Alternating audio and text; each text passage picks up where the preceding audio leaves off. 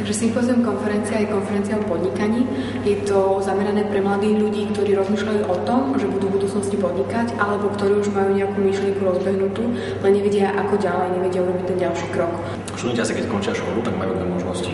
Buď sa zamestnajú niekde, alebo pôjdu podnikať. A tá druhá možnosť, to podnikanie, tak to je tá téma, ktorej sa menuje sympózium. Dôvod, prečo by mali prísť, je to, že tu zajtra stretnú ľudí, ktorí toto rozhodnutie už spravili, rozhodli sa pre podnikanie a možno riešili v minulosti také isté problémy, ktoré dnes majú v hlavách tí študenti, ktorí majú nejaký nápad, ale nevedia ako ho rozvinúť, nevedia ako ho predať a priniesť na trh. Takže stretnú tu takých ľudí a to je myslím dôvod, prečo sa oplatí prísť. Na konferenciu sa môžu ľudia dostať tým spôsobom, že prídu ráno na národných kariéry, o 9:00 zaplatia poplatok, ktorý je 10 eur. Tento poplatok zahrňa celú konferenciu, občerstvenie aj s obedom, kávou a čajom a my sa tešíme na týchto účastníkov.